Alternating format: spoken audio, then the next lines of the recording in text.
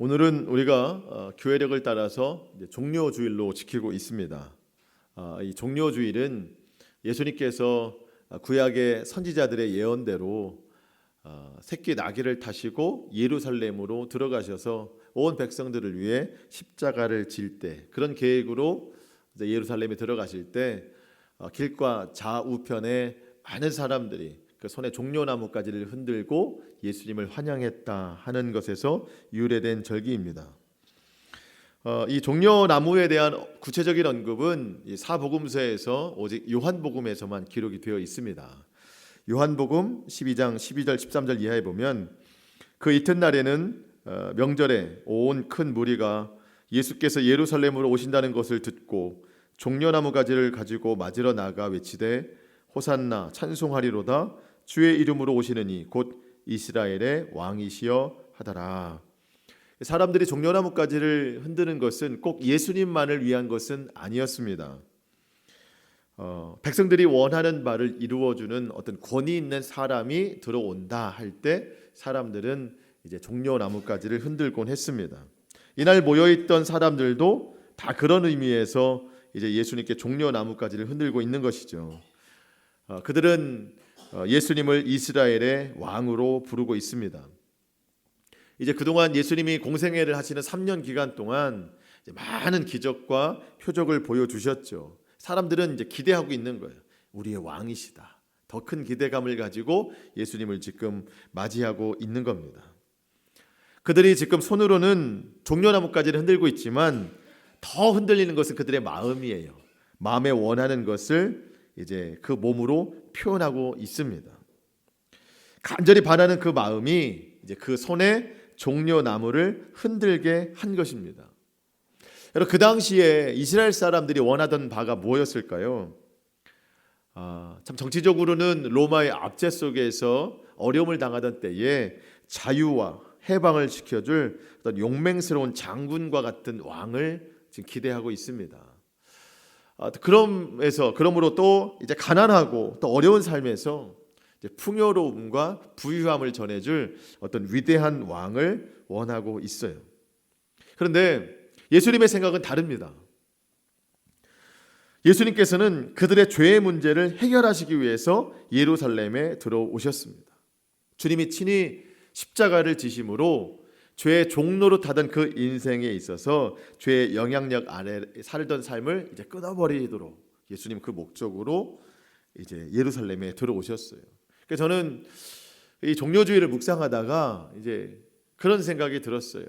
이 사람들은 마음에 원하는 것, 자기 욕심에 원하는 것들을 위해서 이 종려나무가지를 막 흔드는데 예수님은 그게 아니고 죄를 끝내시려는, 그러니까 죄를 종료시키러 오셨다.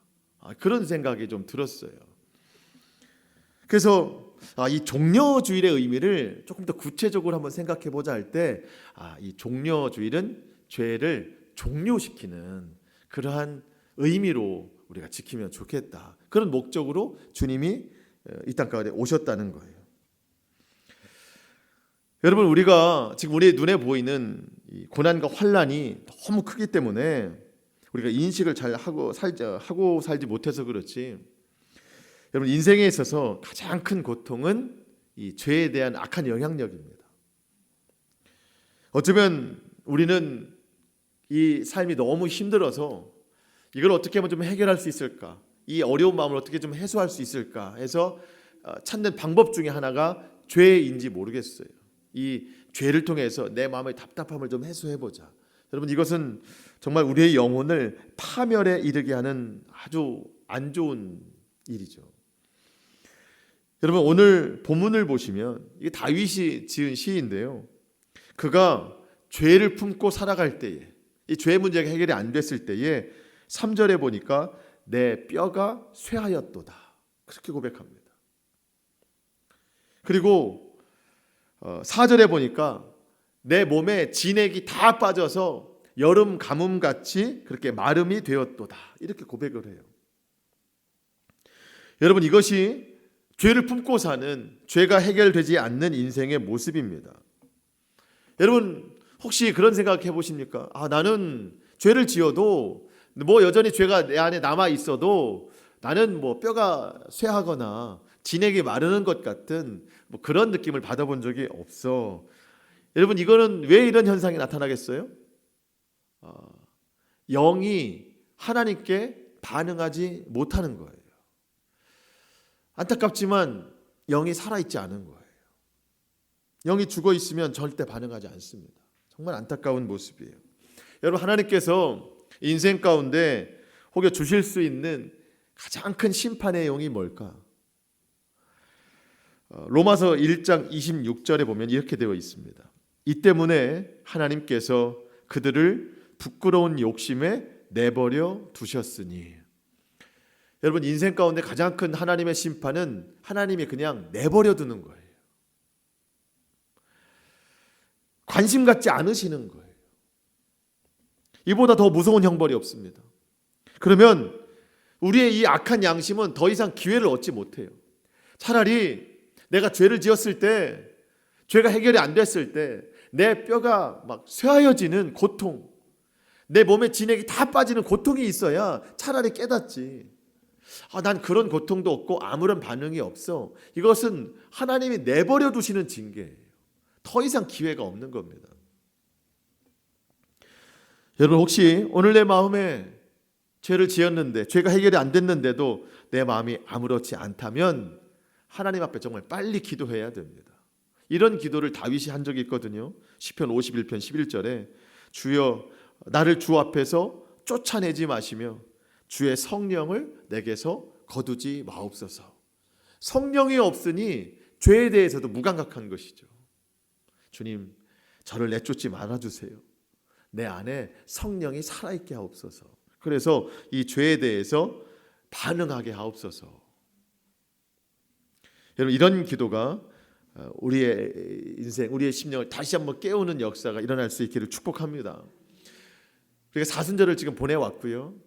이제 오늘 종려주일, 또 내일부터 사실은 한 주간 동안 고난주간인데, 우리가 이 고난주간을 어떻게 보낼까 할 때 제 마음에 드는 생각은 이미 삶 자체가 고난주간이다.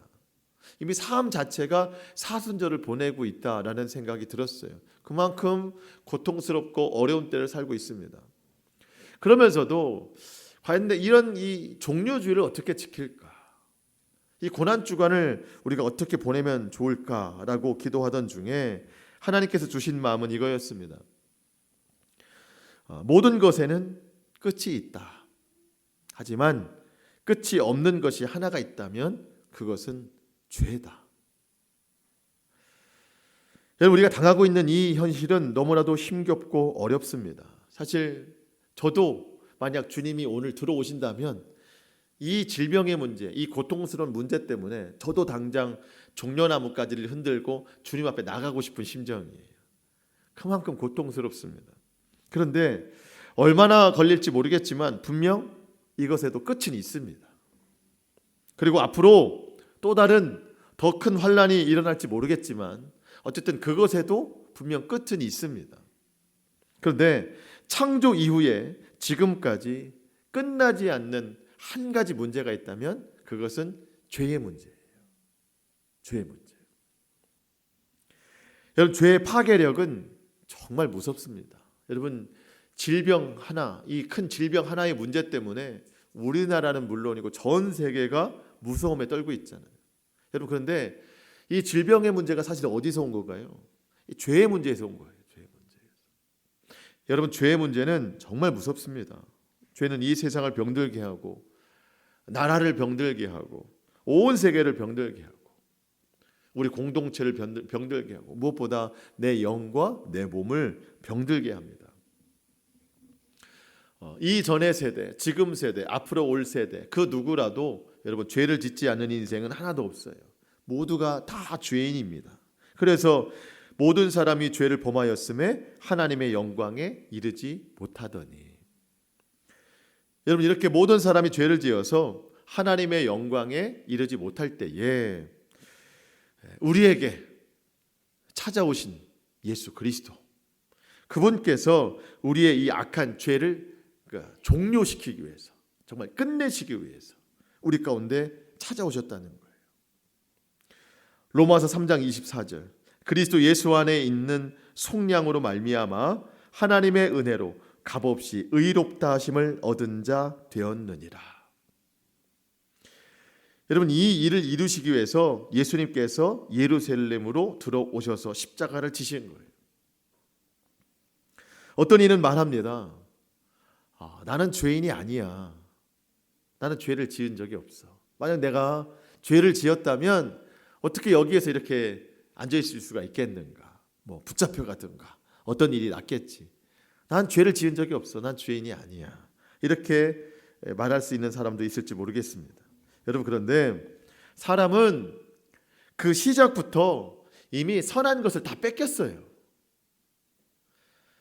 세상에 죄가 처음 들어온 그때부터 우리는 선한 것을 다 빼앗겼습니다. 감추어져 있는 듯 하지만 여러분, 우리 속에 있는 이 감추어진 이 죄악이 언제라도 표출이 될 수 있는 겁니다. 여러분, 우리 예를 들어 성경에 말하는 이 입, 혀, 우리의 이 혀 하나도 악이 가득하다. 정말 사람을 죽일 수 있는 그 기회를 언제라도 가지고 있고 실제 그렇게 한다라고 말하잖아요. 여러분, 우리의 혀도 그런데 우리의 마음은 정말 이 죄악으로 가득 찬 창고예요. 감춰져 있어서 그렇지 늘 그럴 수 있는 존재입니다. 우리는 언제라도 이 악한 마음에서 악한 말이 나올 수 있고 악한 행동이 언제라도 표출이 될 수 있습니다. 우리 모두가 죄인이에요. 여러분, 우리가 죄인이라는 것을 인정하는 것이 부끄러운 일이 아닙니다. 내가 죄인이라는 것을 인정할 때 하나님의 은혜를 더 강력하게 경험할 수 있는 정말 은혜 중에 은혜인 거예요. 여러분, 혹시 몸에 이상이 생겼는데 너무 아픈데 나는 환자가 아니야, 환자인 게 싫어서 나는 환자가 아니야 라고 자꾸 고집 피우면 절대 그 병을 고칠 수가 없어요. 몸에 이상이 있으면 내가 환자라고 말을 해야 됩니다. 그래야 병을 고칠 수 있어요. 예수님께서 우리에게 분명히 말씀하셨습니다. 마태복음 9장 12절에 건강한 자에게는 의사가 쓸데없고 병든 자에게라야 쓸데있느니라. 나는 의인을 부르러 온 것이 아니라 죄인을 부르러 왔노라. 예수님이 저와 여러분을 부르러 오셨어요. 죄인이 나를 부르러 오셨습니다. 내가 죄인임을 고백할 때 예수님을 더 가까이 만날 수 있고 예수님을 통해서 죄 씻음의 은혜를 받을 수 있는 겁니다. 예수님은 그렇게 죄인을 위해 십자가에서 피를 흘려주셨어요. 여러분, 그것이 로마서에서 강조하는 의롭다 하심을 얻은 자 되었다는 말입니다. 의롭다 하심. 여러분, 이게 믿음에 있어서 가장 중요한 표현입니다. 의롭다 하심을 얻는 것. 여러분, 우리가 의롭다 하심을 얻었다는 말은 우리가 예수님을 믿고 죄를 안 짓는 인생이 되었다라는 뜻이 아닙니다. 우리는 여전히 죄 가운데 살지만 예수님의 보혈이 우리의 죄를 덮어주셔서, 그러니까 다른 말로 우리의 죄를 가려주셨다는 거예요. 내가 예수님 믿고 의로운 인생이 된 게 아니에요. 의롭다는 말을 듣게 된 것이죠. 주님의 보혈로서. 여러분, 이것이 십자가 복음의 핵심입니다. 어리석은 생각을 할 수 있습니다. 주님이 다 용서해 주시니까 그러면 내가 어차피 난 또 죄인이야. 그러니까 어차피 죄를 지을 거 그냥 막 죄를 짓고 살자. 여러분, 어차피 짓는 죄가 아니에요. 우리는 어차피 죄를 짓는 죄인이 아니라 어쩔 수 없이 죄를 짓는 인생이죠. 그래서 우리가 십자가 은혜를 경험한 사람들은 그 은혜에 보답하기 위해서 정결한 삶을 살고 거룩한 삶을 살려고 노력하다가 정말 이 육신의 어떤 연약함으로 인하여서 어쩔 수 없이 죄를 짓게 됩니다. 그러면 그때 또 하나님 앞에 회개하고 용서를 구하는 거예요. 로마서 6장 1절 말씀에 그런즉 우리가 무슨 말을 하리요? 은혜를 더하게 하려고 죄에 거하겠느냐? 그러니까 용서의 은혜를 받으려고 일부러 죄를 짓겠느냐? 그럴 수 없느니라. 죄에 대하여 죽은 우리가 어찌 그 가운데 살리요? 여러분, 우리는 죄를 지으려고 사는 인생이 아닙니다. 죄를 짓는다는 것은 하나님의 영광에 이르지 못하는 거예요. 죄를 짓지 않기 위해 살다가 혹 죄를 짓게 되면 또 넘어지고 또 쓰러지면 그때 예수님께 간절히 회개하는 거예요. 그러면 그때 우리가 용서의 은혜를 입게 되는 것입니다. 여러분, 오늘 본문 다윗이 지은 건데요, 다윗이 이 은혜를 너무나도 강력하게 경험했습니다. 앞서 말씀드린 것처럼 다윗은 이 지은 죄 때문에 늘 뼈가 막 쇠약해질 정도였어요. 여러분, 간혹 어떤 힘겨운 일을 만나거나 누구를 만나면 막 진이 빠진다 그러잖아요. 다윗은요, 매일같이 몸에 진액이 빠지는 거예요. 너무 힘겨운 삶을 살았습니다. 다윗이 이 고백을 할 때 뭐 나이가 많아서 아니면 뭐 아들한테 압살롬에게 쫓겨다닐 때 그런 때 이걸 쓴 게 아닙니다. 다윗이 이 고백을 할 때는요, 가장 왕으로서 왕성한 활동을 할 때, 가장 권력이 있을 때입니다. 건강상에도 아무런 이유가 없을 때였어요. 그런데 왜 이렇게 뼈가 쇠하고 몸에 진액이 다 빠질 정도로 이렇게 고통스럽게 살아갈까? 이유는 뭐예요? 죄 때문입니다. 죄 때문에. 더 정확히 말하자면 죄를 지은 것도 문제지만 지은 죄를 숨겼기 때문에 이렇게 됐다는 거예요. 어떤 죄였는가?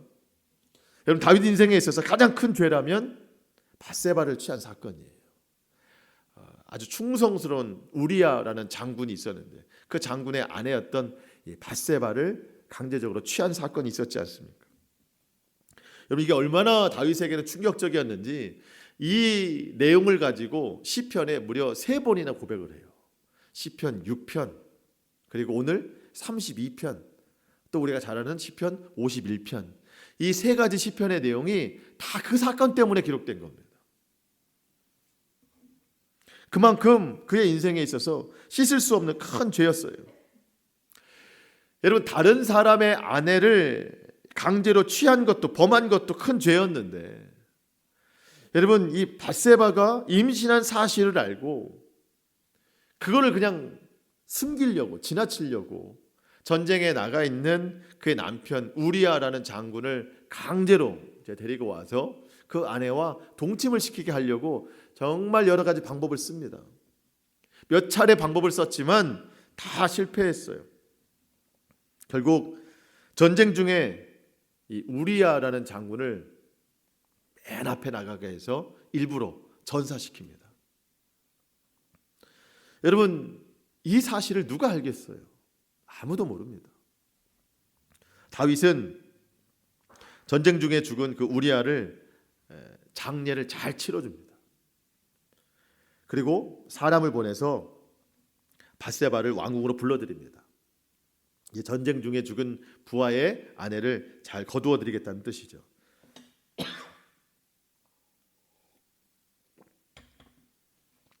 여러분, 이런 일에 대해서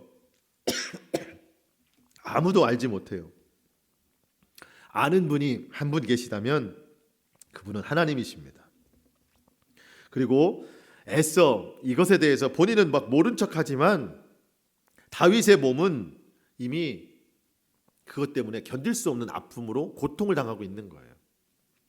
그래서 그 반응이 뼈가 쇠약해지는, 몸의 진액이 다 빠지는 그러한 아픔을 겪게 되는 겁니다. 여러분, 그가 지은 죄도 당연히 큰 문제였지만 더 큰 문제가 있더라는 거예요.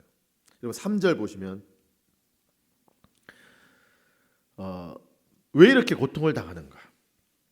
내가 입을 열지 아니할 때에 종일 신음함으로 내 뼈가 쇠하였도다. 언제 이렇게 됐대요?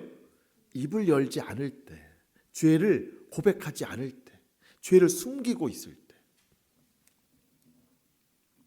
그때 어떤 고통이 왔는가? 4절 말씀 보니까 주의 손이 나를 주야로 막 눌렀대요. 왜 눌렀겠어요? 죄를 고백하라고. 막 누르면서 내 몸에 진액이 다 빠지는 거예요. 여러분, 하나님께서 주야로 나를 막 누르시면 이 고통을 어떻게 견딜 수 있겠습니까? 그럴 때에 하나님께서 나단 선지자를 보내셔서 다윗의 죄를 깨닫게 하고 모든 죄를 말하게 합니다. 그동안 감추었던 모든 죄를 하나님 앞에 다 쏟아놓습니다. 그 쏟아놓는 내용이 시편 51편이에요. 거기에 보면 정말 애통하는 마음으로 모든 죄를 다 쏟아놓습니다. 뭐 일시적인 죄가 아니고 나는 어머니의 죄 중에 죄된 어머니의 모태에서부터 자란 정말 죄인 중에 죄인입니다 해서 모든 죄를 다 고백해요. 그렇게 숨겨두고 또 감추고 그냥 넘어가겠지 했던 이 모든 죄를 다 고백하니까 자백하니까 하나님께서 그 모든 죄를 다 사하여 주셨다. 우리 5절 말씀입니다. 내가 이르기를 내 허물을 여호와께 자복하리라 하고 주께 내 죄를 아뢰고 내 죄악을 숨기지 아니하였더니 곧 주께서 내 죄악을 사하셨나이다. 여러분, 여기서 우리가 한 가지 중요한 진리를 새삼 깨닫는데 우리가 지은 죄가 있잖아요. 이 죄에 대해서 자꾸 숨기려 하면 하나님은 다 드러내십니다. 그런데 내가 내 지은 죄에 대해서 하나님 앞에 다 드러내면 하나님은 오히려 우리의 죄를 가려주신다는 거예요. 무엇으로 가려주십니까? 예수님의 십자가로 가려주신대요. 십자가에서 흘린 그 보혈로 우리의 죄를 가려주신다는 거예요. 다윗이 이 놀라운 은혜를 경험했어요. 다윗은 물론 예수님의 시대는 사람은 아니지만 하나님의 은혜를 통해서 정말 이 놀라운 은혜를 경험한 겁니다. 그래서 이걸 모든 것을 경험하고 나서 아주 1절과 2절을 아주 강력하게 힘있게 선포하는 거예요. 1절 말씀, 허물의 사함을 받고 자신의 죄가 가려진 자는 복이 있도다. 마음에 간사함이 없고 여호와께 정죄를 당하지 아니하는 자는 복이 있도다. 여러분, 우리에게 있어 회개가 얼마나 큰 능력이고 축복인지 모릅니다. 여러분, 회개를 가볍게 여기시면 안 됩니다. 회개할 것이 없다고 생각해도 안 됩니다. 여러분, 마음에 간사함이 없는 사람이 복이 있대요. 그런데 나는 회개할 것이 없어 라고 말하는 사람은 마음에 간사함이 있는 사람이에요. 그 사람은 하나님 앞에 정죄를 받습니다. 여러분, 우리가 회개하지 않으면 내가 알지 못하는 사이에 내 뼈가 막 쇠약해져요. 주님이 그렇게 말씀하시잖아요. 그리고 주님이 나를 막 짓누르셔서 내 진액이 다 빠져나가는 여름 가뭄과 같은 인생을 살 수밖에 없는 거예요. 여러분, 이 문제는요, 아무리 종려나무까지를 수만 번 흩는다고 해도 해결될 수 있는 문제가 아니에요. 이거는 세상 어떤 것으로도 채워질 수 없는 인생의 가장 근본적인 문제, 죄의 문제입니다. 그런데 예수님께서 십자가 보혈로 이 모든 문제를 종료시켜 주셨어요. 끝내주셨다는 거예요. 여러분, 성경은 복 있는 인생에 대해서 몇 가지를 말씀하시는데 시편 1편에도 나와 있지만 여러분, 오늘 본문 1절에서 누가 복이 있다고 말합니까? 허물의 사함을 받고 자신의 죄가 가려진 자가 복이 있대요. 죄를 짓지 않는 자가 복이 있는 게 아닙니다. 여러분, 죄를 짓지 않는 인생은 하나도 없어요. 그런 사람은 없습니다. 그럼 진짜 누가 복이 있는가? 죄가 가려진 자가 복이 있다는 겁니다. 숨기고 사는 사람이 복이 있다는 게 아닙니다. 하나님 앞에 모든 죄를 자복했을 때 하나님께서 가려주신 사람, 그 사람이 복이 있는 인생이래요. 죄가 가려져서 하나님의 정죄, 하나님의 심판을 받지 않는 자가 복이 있다. 그러면 어떻게 하면 우리의 죄가 가려질 수 있을까? 어떻게 하면 주의 보혈을 우리가 수혈받을 수 있을까? 오직 하나, 회개예요. 회개만이 그럴 수 있습니다. 예수님께서 십자가를 지시기 전에 제자들을 불러 모으시고 마지막 식사를 하시고 섬김의 도를 가르쳐 주시기 위해서 제자들의 발을 닦아 주셨어요. 근데 정확히 말하면 섬김의 메시지도 있지만 회개의 메시지를 주시려고 제자들의 발을 닦아 주셨습니다. 예수님께서 제자들의 발을 닦아 주십니다. 그때 극구 사양한 한 사람이 있어요. 누구예요? 베드로. 선생님이 어떻게 우리의 발을 닦아 주십니까? 절대 그럴 수 없습니다. 극구 사양했어요. 그때 예수님이 말씀하십니다. 내가 너를 씻어주지 아니하면 너와 나는 상관이 없느니라. 그때 이 베드로가 또 말하죠. 그러면 주님, 발뿐만 아니라 제 손과 머리도 씻어주시옵소서. 그때 주님이 참 중요한 말씀을 하십니다. 이미 목욕한 자는 발밖에 씻을 필요가 없느니라. 온 몸이 깨끗하니라. 너희가 깨끗하나 다는 아니니라. 여러분, 예수님께서 내 죄를 대신하여 십자가에 달려 죽으셨다. 이것을 믿는 사람이 예수님께서 말씀하시는 목욕한 자예요. 목욕한 자. 여러분, 목욕한 사람은 외출 후에 돌아왔을 때 발만 씻으면 되잖아요. 이 당시에 유대인들은 더 그랬습니다. 신발도 그렇고 먼지가 많기 때문에 발을 좀 청결하게 씻는, 발을 씻는 습관이 있습니다. 집에 돌아오면 발만 씻으면 되듯이 예수님을 믿고, 그러니까 세례를 받음으로 예수님과 함께 옛사람이 죽은 자로 믿고, 또 주님이 부활하심으로 그 부활을 믿음으로 거듭난 자로 사는 사람은 발밖에 씻을 필요가 없는 거예요. 이 발밖에 씻을 필요가 없다는 말은 결국 모든 죄를 날마다 회개하는 삶을 살아야 된다는 겁니다. 근본적인 죄의 문제는 해결이 된 거예요. 주의 십자가로 목욕한 거예요.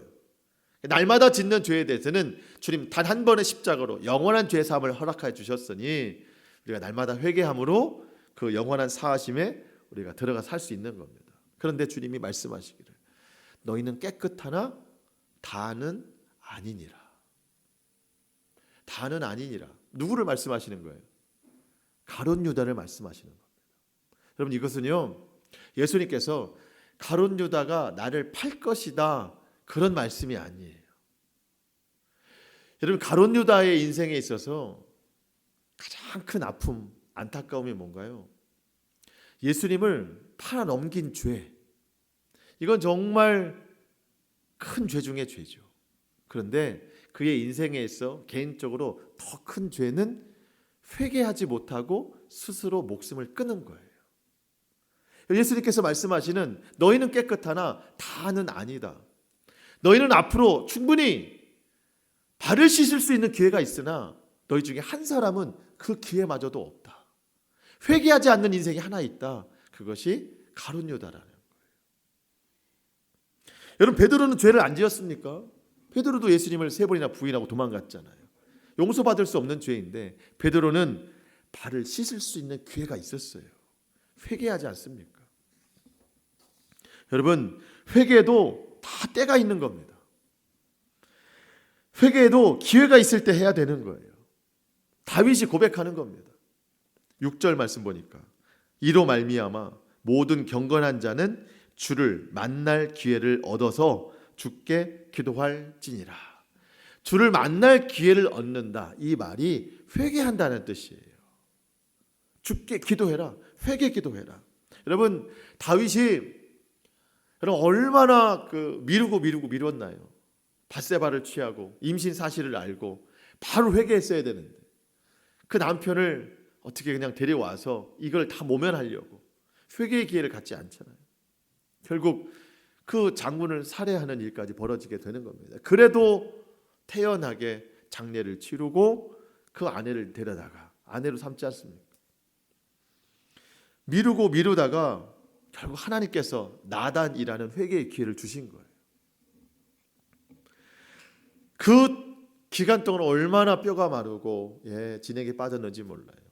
자신이 그런 경험이 있으니까 모든 백성들에게 그렇게 선포하는 거예요. 기회가 있다. 회개에도 기회가 있다. 모두 경건한 자는, 경건하게 되고 싶은 자는 주를 만날 기회를 찾아서 속히 회개 기도해라. 그런 자신의 경험을 통해서 우리에게 권면을 하는 것이죠. 미루지 말아라. 빨리 회개해라. 그러면 6절 하반절 홍수가 범람할지라도 그에게 미치지 못하리라. 죄를 회개하면 그 어떤 인생의 역경이 찾아와도 회개한 심령을 무너뜨릴 수가 없다는 거예요. 회개하면 주님이 해결하신다는 거예요. 여러분, 지은 죄에 대해서 정말로 철저하게 회개할 수 있기를 축복합니다. 제가 바라기는 이 말씀이 단지 또 한 번의 설교가 되지 않기를 바라요. 이건 정말 영원토록 우리가 기억해야 될 말입니다.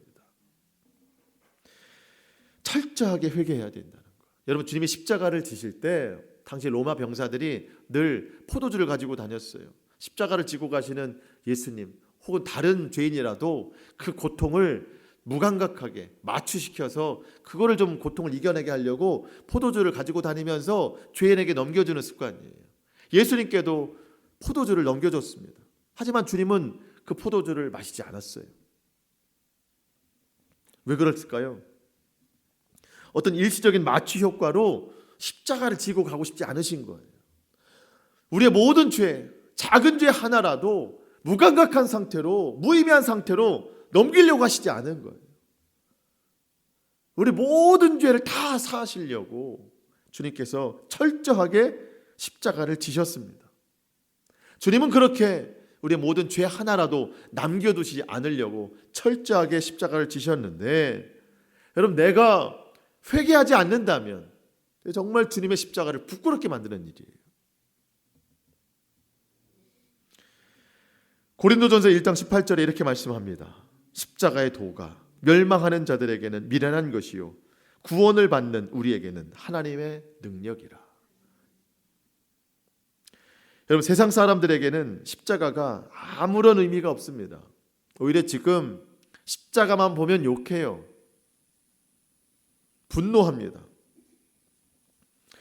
여러분, 십자가가 잘못한 게 아닙니다.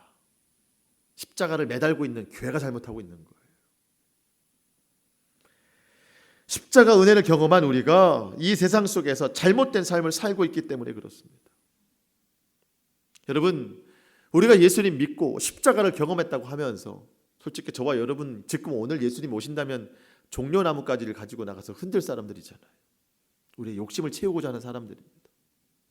여러분, 이 땅 위에 세워진 교회가 십자가만을 자랑해야 되는데 십자가는 온데간데 없고 다른 것들만 자랑하니까 여러분, 이 세상에 십자가를 보고 그렇게 욕하는 거예요. 여러분, 십자가의 능력이 얼마나 위대하고 놀라운 것인가를 경험한 사람은 삶이 달라집니다. 종려나무가지를 흔드는 자기 욕심대로의 삶을 살지 않습니다.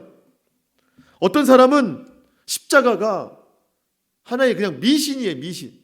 십자가 짊어지고 다니면 내 삶이 잘 풀린다고 생각하는 그런 미신적인 생각을 가지고도 있는데 절대 그렇지 않아요. 십자가의 능력은 언제 나타납니까? 주님과 함께 내게 주신 십자가의 길을 걸어갈 때, 그때 진정한 십자가의 능력이 나타나게 되는 줄 믿습니다. 그 십자가의 은혜를 경험한 다윗, 사실 십자가를 경험한 것은 아니지만 그 은혜, 동일한 은혜를 경험한 다윗이 7절과 같이 고백하는데, 주는 나의 은신처이오니 환난에서 나를 보호하시고 구원의 노래로 나를 두루시리이다. 십자가만이 구원을 주시잖아요. 십자가만이 죄를 끝내시잖아요. 그러니 구원의 노래를 부르지 않고는 견딜 수가 없는 거예요. 그러면서 여전히 죄 가운데 놓여있는 많은 백성들에게 8절 이하로 11절까지 막 믿음으로 선포하거든요. 자신의 예전과 같은 삶을 사는 사람들, 여전히 죄 가운데 사는 사람들, 죄를 고백하지 않는 사람들, 죄를 숨겨놓고 사는 사람들에게 강력하게 막 선포를 합니다. 권면을 해요. 주의 위대하심을 찬양합니다. 그 중에 10절과 11절 말씀을 보면, 악인에게는 많은 슬픔이 있으나 여호와를 신뢰하는 자에게는 인자하심이 두루리로다. 너희 의인들아 여호와를 기뻐하며 즐거워할지어다. 마음이 정직한 너희들아 다 즐거이 외칠지어다.